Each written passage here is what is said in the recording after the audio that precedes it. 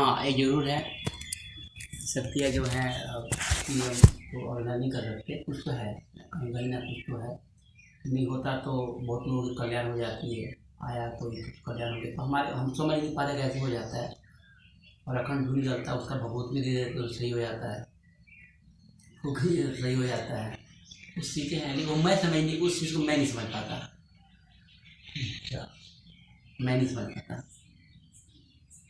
तो उसको समझा दो। वही चीज़ें हैं, वो चीज़ मैं नहीं समझ पाता आखिरकार ऐसा होता क्या है। हाँ ये जरूर है कि आत्माराम है, कहीं ना कहीं वो अपना काम कर रहे होते हैं, अपना काम कर रहे होते हैं, वो अपना काम कर रहे होते हैं। बट ड्यूटी जिनकी है वो अपना काम करेंगे, हम समझ उस चीज़ को हम नहीं समझ पाते। गुरु कृपा तो है, इतना तो जरूर मानते हैं, गुरु कृपा है, जो भी है ठीक है। और हमें चाह रहे थे कि मैं कुछ नहीं चाहिए, बस समय लगता रहे, अपना काम में लगे रहें, कुछ छोटी मोटी सिद्धियाँ भी हो जाए तो एक पार्ट जगह के लिए किसी कल्याण हो जाए, या फिर अपना जीविका मतलब क्या जीविका मतलब क्या वही एक कहीं रुकने के लिए जगह बन जाए, और सेटअप आगे की जरूरत भी नहीं है सकती। एक मतलब लाठी के रूप में हमारा काम आ जाए, जो चीज़ हमारा ह्रास हो रहा है वो बच जाए। क्योंकि हम जो चीज़ सीखते हैं, जो चीज़ तैयार करते हैं, जो बैंक बैलेंस करते हैं, वो कहीं खर्च हो जाता है। कोई आके उसको मना कर नहीं सकते हैं, कोई आ गया तो मना नहीं कर सकते हैं, भगा नहीं सकते उस चीज़ को। अब होता क्या है कि हमारा ह्रास हो जाता है, उससे जो चीज़ सींचे हैं, जो चीज़ इकट्ठा किए हैं, उससे नुकसान हो जाता है। नहीं ऐसा नहीं होता, ये सब जो है मानना ना, यह परमात्मा की जो कृपा है उसको सीमित मानना सही नहीं है। नहीं सीमित तो नहीं, परमात्मा की कृपा जो है, आपको जो कुछ भी मिला है वो इसलिए मिला है कि आप दूसरों को ही दें। आपको अपने पास जमा करने के लिए नहीं मिला है कुछ भी। वो जो है ये परिग्रह का नहीं है। संत का तो सबसे पहली चीज़ है कि अपरिग्रह हो। अपरिग्रह का मतलब होता है कि आप उसका संचय नहीं करें। नहीं संचय से ही तो मुक्ति होनी है। बिल्कुल, वो बिल्कुल आपका सत्य है कहना।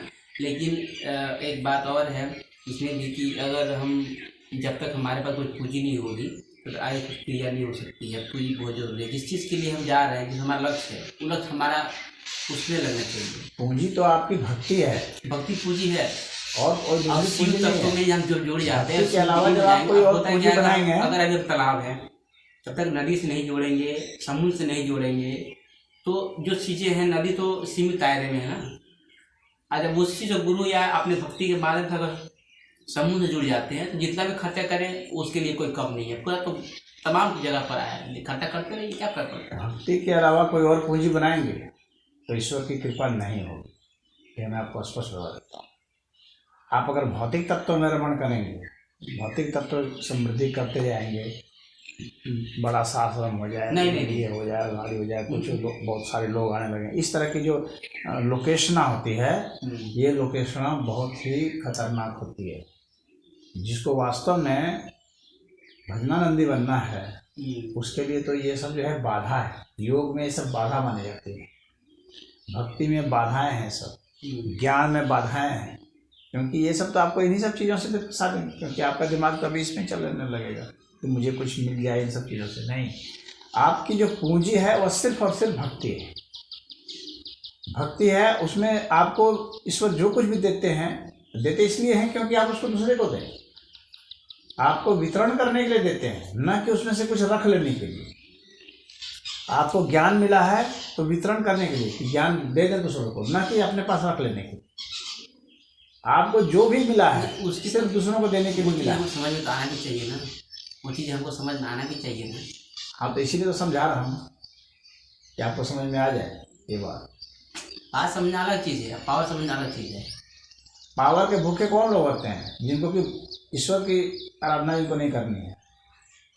शक्ति के भूखे वही लोग होते हैं जिनको शिव से मतलब नहीं रहा जाता है। वो सोचेगा कि हमको बस ये शक्ति मिल जाए, लोग जो जाने कि भाई मैं भी कुछ हूँ। हाँ, तो अपना अहंकार इससे बढ़ता है। नहीं, वो चीज़ें आपका कहना सत्य है, लेकिन हम वहाँ के लिए जाना चाहते हैं। हम इतना जाना चाहते हैं कि बस छोटे चीज़ों के लिए, छोटे बहुत चीज़ें हैं जो कि भूत प्रेत का अगर सही मिल जाए अब वहाँ तक पहुँचा देगा। ये चीज़ें वो भी है, कर सकता है, उस तरह का ढंग का मिले तो कोई अगर शक्ति भी ऐसी है जो साधना क्रम में रहते हुए भी उससे जो किया जा सकता है, तो संभव है। तो इसी बात कर रहे हैं शक्ति के फिराक में मत पड़े, शक्ति अपने आप आती है।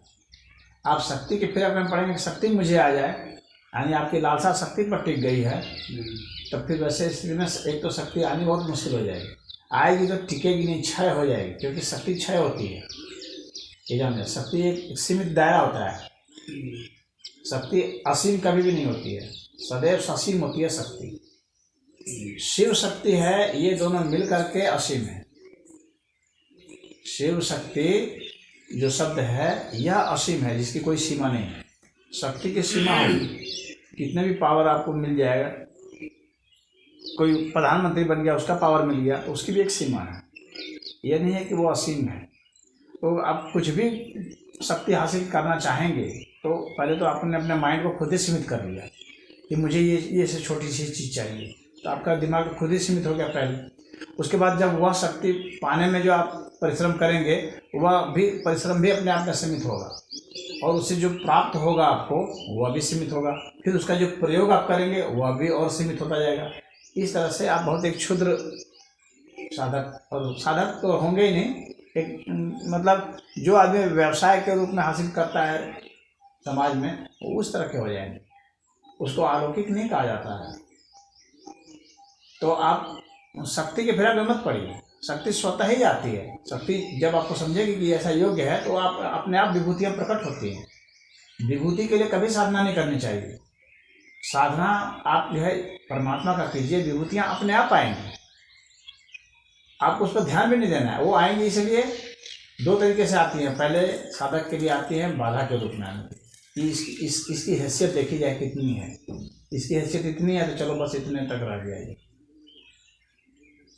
तो वो एक बाधा के रूप में है। दूसरी आती है भाई आप आपके पास आई क्योंकि आपके माध्यम से शक्ति कल्याण कराना चाहती है किसी का, हाँ किसी का रोग है तो रोग ठीक हो जाए, किसी को कुछ और चाहिए तो वो हो जाए, लेकिन उसमें आप कहीं नहीं जुड़ते हैं, बस आपके माध्यम से सब होता जाता है। आपको उसमें अटकना नहीं चाहिए कि मेरे जरिए हो रहा है तो उसमें अहंकार पाल लिए, नहीं, तो वैसा नहीं होना चाहिए। आपको सिर्फ आराधना करनी, अपने आप होता रहेगा, जिसका भला होना होगा, जिसका नहीं होना नहीं होगा, क्योंकि भला आप नहीं कर सकते, भला सिर्फ ईश्वर कर सकते हैं, क्योंकि ईश्वर को ही पता है कि इसका भला क्या है, क्या चीज़ करेंगे तो भला होगा। आपको नहीं पता क्या है, आपको उसके सारे कर्मों का हिसाब नहीं मालूम है तो उसने कौन कौन से कर्म कर रखे हैं, तो न्याय क्या है आपको नहीं पता है, न्याय ईश्वर को पता है। तो इसीलिए आप भला नहीं कर सकते, भला सिर्फ ईश्वर कर सकते हैं, और ईश्वर जो करते हैं भला करते हैं। किसी को दंड दे रहे हैं तो भी भला है, आपने सोचा कि नहीं ये तो भला नहीं है क्योंकि इसको तो ये रोग मिल गया है, इसको मैं ठीक करूँगा, अब ऐसा सोच लेते हैं बहुत लोग, लेकिन उसको वह जो रोग मिला है वो दंड स्वरूप मिला है, और जब दंड स्वरूप मिला है तो वह ठीक होगा कि नहीं होगा ये ईश्वर तय करेंगे। हाँ आपको अगर विद्या ईश्वर ने दी है तो आप उसमें विद्या को आप अप्लाई उसमें करते जाइए। अगर ठीक होना होगा तो ठीक होगा, ईश्वर चाहेंगे तो ठीक होगा, नहीं होगा तो बहुत सारे रोग ऐसे होते हैं जो ठीक नहीं होते हैं, क्योंकि ईश्वर चाहते हैं कि वो दंड उसको मिले। हाँ, तो इसमें अहंकार नहीं पालना चाहिए, और आपको भजन के सिवाय और कुछ नहीं, भजन कीजिए, उसमें ही आपको सब कुछ मिलता जाएगा। अपना वो ज्ञान पथ पर चलिए। हाँ, साधु संतों का क्या है, उसको जो अध्यात्म संबंधित ही उसको कोई भी इच्छा रखनी चाहिए, वह इच्छा पवित्र इच्छा होती है, और उसके अलावा अगर कोई इच्छा करेगा तो फिर तो उसका साधु बनना बेकार है, फिर तो गृहस्थी है एक तरह से, बल्कि वो पाखंडी है, ढोंगी है, वो तो और नुकसान करेगा, धर्म को नुकसान करेगा, समाज को नुकसान करेगा।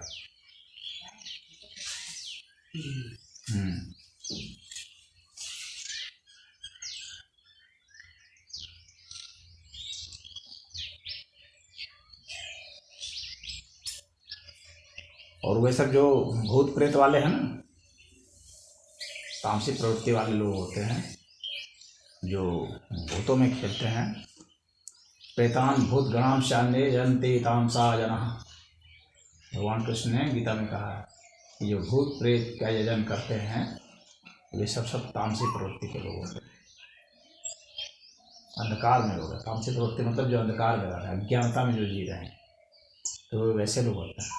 भूत नहीं होता, तो भूत नहीं होता, मैं ये कहाँ कारण नहीं होता, अंधकार में जीने का मतलब क्या? अंधकार में जीने का मतलब है अज्ञानता में जीने का मतलब। अज्ञानता मतलब उसको इसकी जानकारी मतलब कि उसको वास्तविक ज्ञान है। वास्तविक ज्ञान क्या है? जिसको परमात्मा का ही जिसको ज्ञान होता है उसी को वास्तविक ज्ञान कहा गया है। तो ऐसे संसारिक लोगों का कहाँ ज्ञान ठीक हो ही पाता है? हाँ, तो सांसारिक लोग का नहीं है, इसीलिए तो कहा गया ना कि भाई अज्ञानता में जी रहे हैं।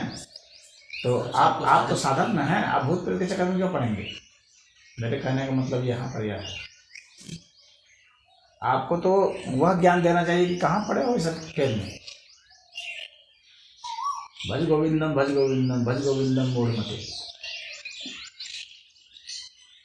आपको साधु संत को तो यह उपदेश देना है कि साधु संत को और बवाली इकट्ठा कर लेना है, प्रजा की माथा ढूंढ रहे हैं और उसका। तो सच में ये होता है या नहीं?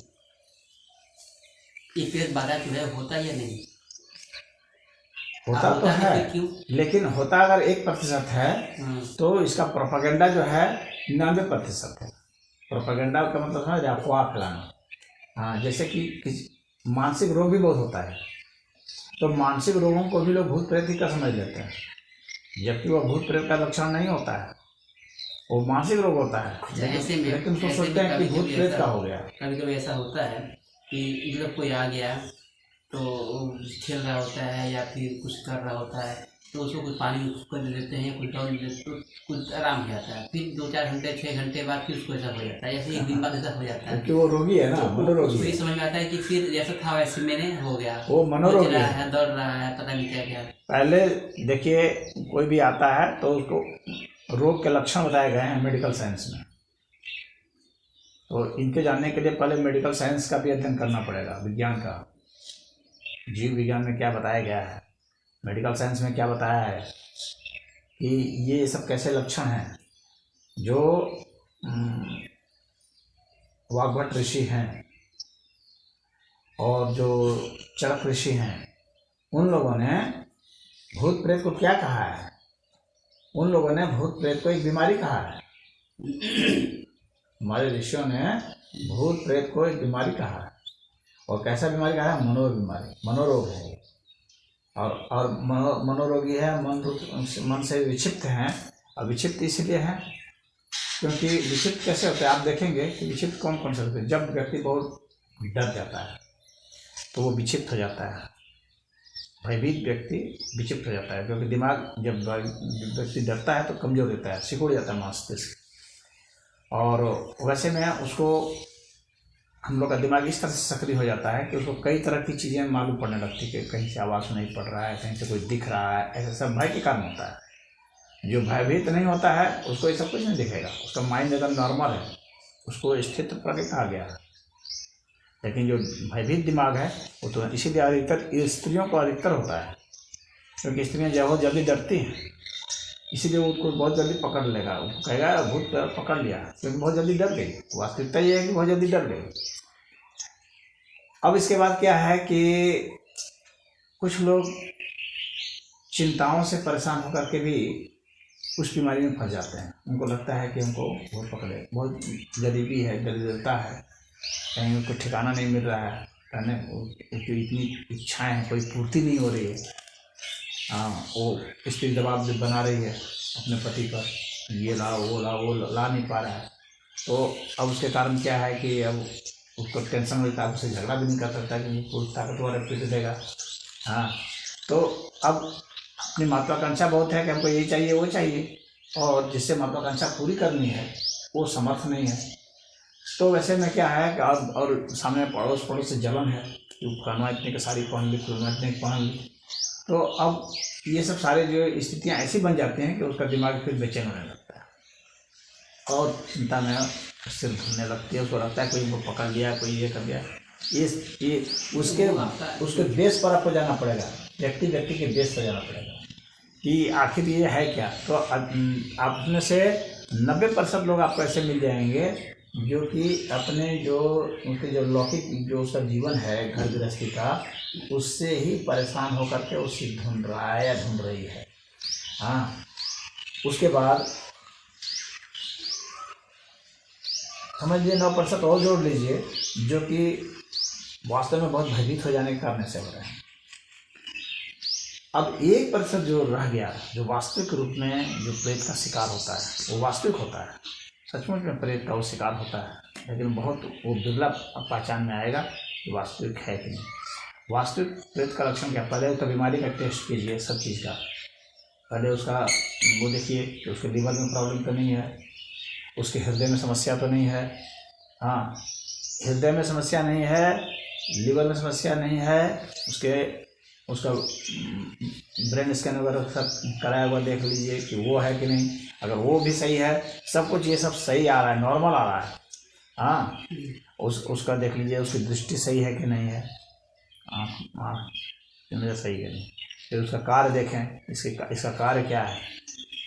अब जब ये सब देख लेंगे तब पता चलेगा कि हाँ, यह व्यक्ति जो है वास्तव में अब ये इन चीज़ों से पीड़ित था या नहीं था। अगर लगेगा कि नहीं इन चीज़ों से ये पीड़ित था तो उसका रोग का सही इलाज होगा। और अगर लगेगा कि नहीं ये सब सारे चीज़ देखने के बाद लग रहा है कि भी ये नॉर्मल है, घर की परिस्थिति देख लीजिए, पता चला कि अपनी पत्नी के टेंशन में है कोई, तो कोई अपने पति टेंशन में है, दोनों में विच्छेद हो रहा है, तलाक की संभावना है, वो औरत जो है अपने घर में नहीं रहना चाह रही है, पति को लेकर अलग रहना चाह रही है, घर वाले से परेशान है, तो उसके कारण जो है उसमें परेशानी आ रही है। ये सारी स्थितियों को देख लेने के बाद लगेगा कि नहीं अभी ये घर गृहस्थी वाले हैं, तो उसका वो सही और साइकोलॉजिकल ट्रीटमेंट होगा।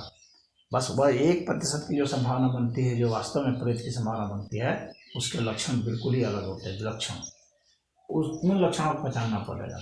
पहली बात है कि कोई भी जो, तब हम उस पर आते हैं, हम उस 1% पर आते हैं जो वास्तव में जो प्रेत होते हैं, जिस पर उसका असर होता है, वास्तव में जो असर होता है,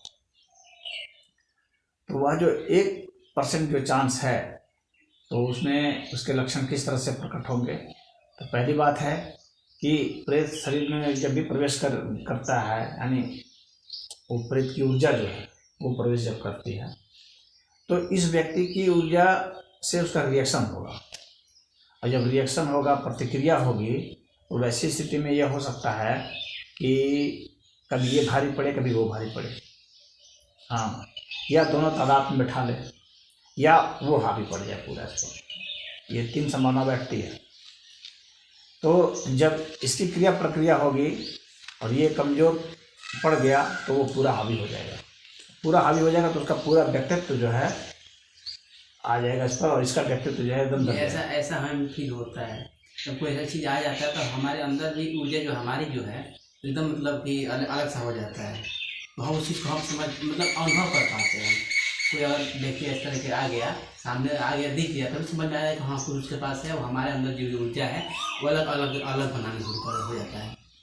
तो उससे मेरे को और एहसास होता है कि नहीं कुछ है, ऐसा कुछ नहीं है तो कुछ नहीं है, कुछ नहीं होता है।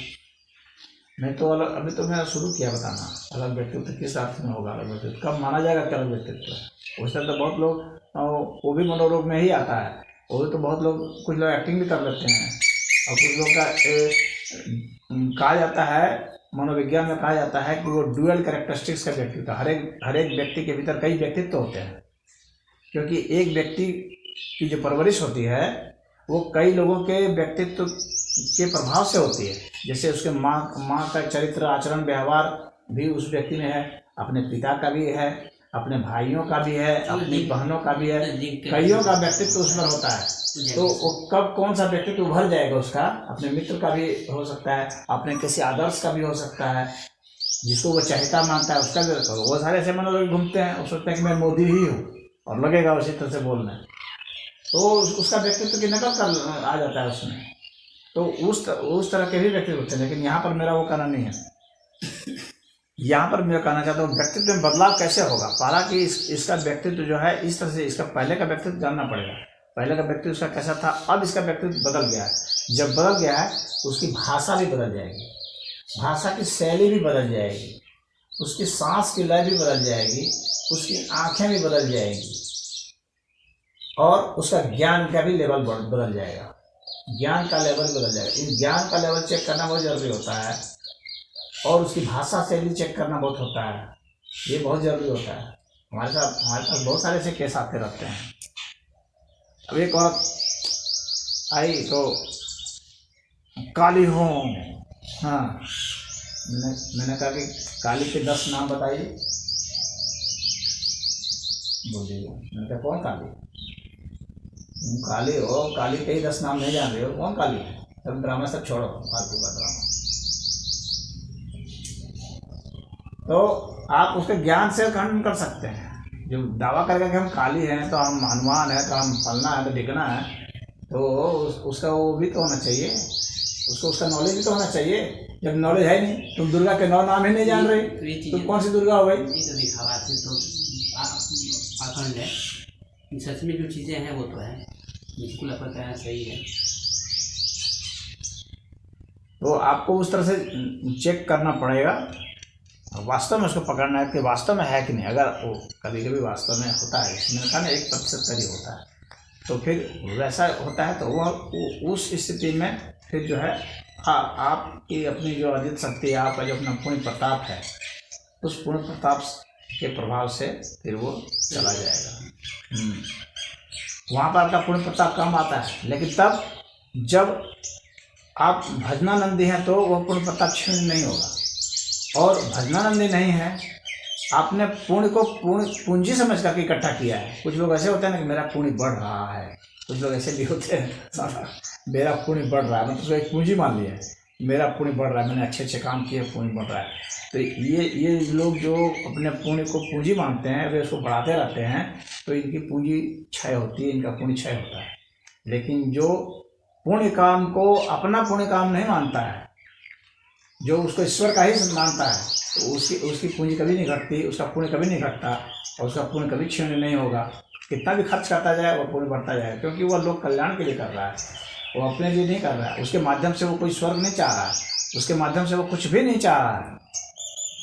तो वह साधक कैसा है, क्या वो वास्तव में भजनानंदी है या नहीं है, या वो उसको पुण्य को भी पूंजी समझा हुआ है, समझा हुआ तो उसका क्षीण होगा। तो फिर वैसे के साथ वो एक बार प्रयोग तो कर सकता है, 2 बार प्रयोग भी कर सकता है, लेकिन उसका पुण्य क्षीण हो जाएगा, और वो खुद ही जो है निष्प्राण जैसा होने लगेगा, उसका खुद ही उसके चेहरे की आभा तेज घटने लगेगी। खुद जब उससे कुछ चाहेगा, कुछ सोचेगा, उसको कुछ मिलेगा, तो उसकी आभा घटने लगेगी। तो आपको उस 1% के लिए सोचना है, या वो जो 99% आते हैं उनमें से 99% उसके लिए सोचना है, या इन सबके लिए सोचना है? सबके लिए सोचना है तो आपको खुद ही अपना व्यक्तित्व बहुत विराट करना पड़ेगा। आपको खुद ही बहुत नॉलेज चाहिए, पूरा मेडिकल साइंस का नॉलेज चाहिए, आयुर्वेद का नॉलेज चाहिए आपको, हाँ, आपको जीव विज्ञान का जानकारी होनी चाहिए, आपको शास्त्रों की जानकारी हासिल कर, तब ना पकड़ पाएंगे, डिटेक्ट कर पाएंगे। नॉलेज के साथ आपकी अपनी तपस्या, अपनी सिद्धि, अपनी पवित्रता, वो सब बहुत काम आती है। तो एक ये बड़ा विषय होता है, उनसे भी डील करना। भूत प्रेत वाले आते हैं उनसे, वैसे तो साधकों के लिए मना किया गया है कि ऐसे के चक्कर में मत पढ़ो, मत बहुत, लेकिन अगर पढ़ना ही है तो फिर पूरी तैयारी से पढ़ना होगा।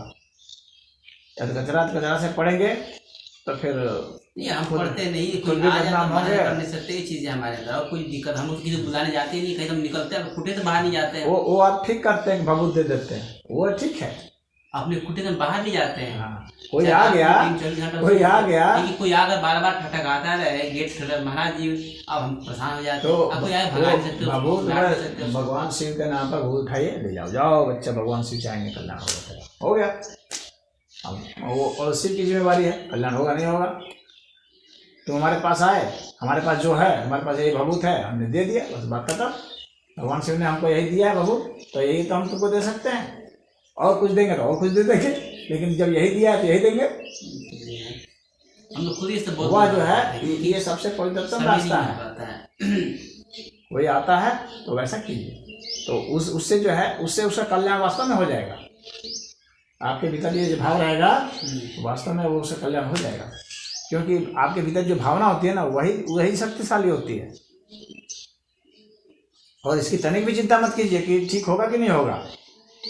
ये चीजें तो चिंता मत कीजिए, तो ठीक होना चाहिए, चिंता मत, हाँ, ये नहीं कि ठीक होना चाहिए, क्योंकि आप निर्णय करने वाले कौन होते हैं कि ठीक होना चाहिए? वो तो ईश्वर निर्णय करेंगे ना। नहीं, जब आ गया क्या पता ईश्वर ने सोच ईश्वर के हिसाब विधान से ये है कि इसको 10 जगह इसको इस चीज में पिटवाएंगे, इस आदमी को यहाँ से पिटवाएंगे, वहाँ पिटवाएंगे, वहाँ पिटवाएंगे। हम तो खिलाते वाला तो है नहीं, मैं अपनी ईश्वर की तरफ से बात कह रहा हूँ कि ईश्वर ने अगर ये सोच रखा है कि इसको कई जगह पिटवाना है मुझे, तो आपके देने से नहीं ठीक होगा, वो कई जगह पिटाया जाएगा वो। ये चीजें हाँ, कभी देखते हैं ऐसा एक ऐसा है। तो आप अपनी तरफ से आपके पास जो है शुद्ध भाव से उसी को दे देना है और बस राम राम कर लीजिए, जाओ भैया, हाँ तुम्हारा ईश्वर भला करे।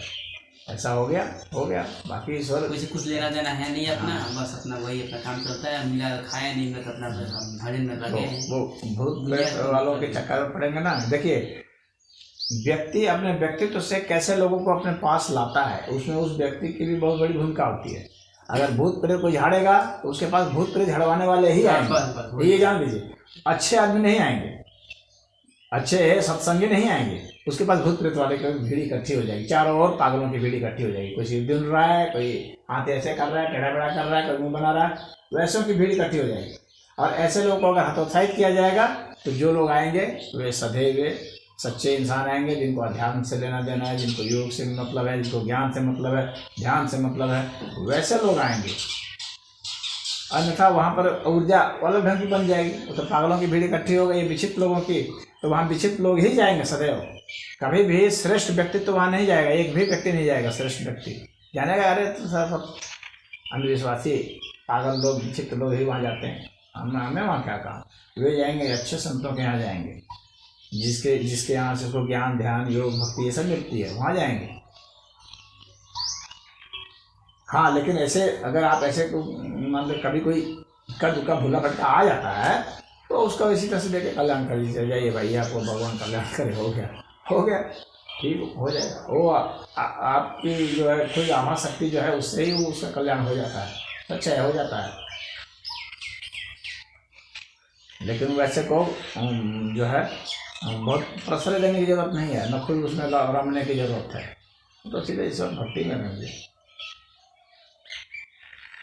यहाँ अपने जीवन आए हैं, साधु संत बने हैं, तो साधु संत बनने का क्या फायदा जब हम फिर वही चिरकुटाई वाला धंधा में लग गए हैं। तो हमें तो ईश्वर भक्ति में लगना है बस, और कुछ नहीं। बाकी सब लग करके अपना जीवन नष्ट करना है।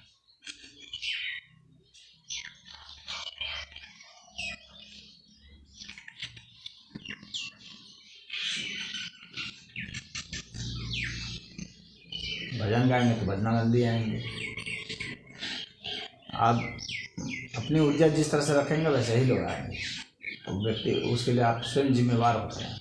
तो इन सब के चक्कर में बहुत नहीं पड़ना चाहिए। हाँ, ईश्वर भेजी थी हैं ऐसे इक्का दुक्का को बोला बटका, तो चलो भाई जो जाओ।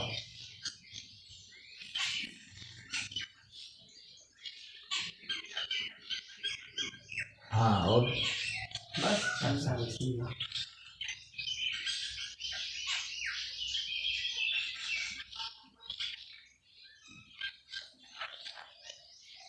भूत प्रेत देखना चाहते हैं क्या? जो साथ में बराबर करते हैं, भूत प्रेत देखना चाहते हैं क्या? ये इच्छा है क्या? हाँ? ये इच्छा नहीं ना है, तो भूत प्रेत देखो, उनका दर्शन करो। देखने का मतलब उसे क्या जरूरत है हमको, है बस वैसा के चक्कर में मत पड़िए। ये जरूरत नहीं है हमें इसकी, ना उसकी कोई हमारी इच्छाएं होती है। हाँ, ईश्वर के दर्शन के चक्कर में ईश्वर के पड़िए। दर्शन के लिए हाँ, वो भूत प्रेत के दर्शन से क्या होगा? कुछ कुछ नहीं होने वाला है। खुद ही संतान में रहना, संतान में खुद भूत को आज देखे नहीं कहाँ है नहीं है। लोग कहते हैं संतान में भूत होता है, आज हम कभी नहीं देखे। हम तो खुद ही नहीं देखा, किसी को कैसे बता देंगे? हम तो खुद आज तक नहीं देखे भूत क्या होता है।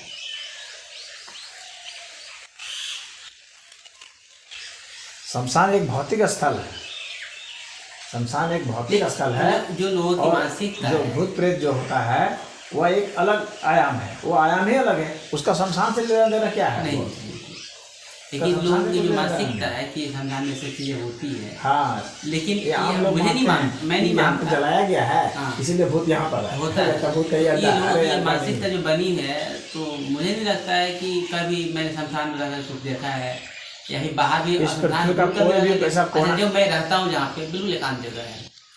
इस पृथ्वी का कोई भी ऐसा कोना नहीं है जहाँ की व्यवस्था नहीं, जहाँ जीव नहीं मर रहा, जीव नहीं मर रहा है। और हर एक वातावरण में, वायुमंडल में हर चीज ब्राह्मण इसी चीज में भ्रमण करते रहता है, जो खोजने ढूंढने की जरूरत नहीं, जिसकी आँख में वो दिख रहा है। तो वही चीजें हैं।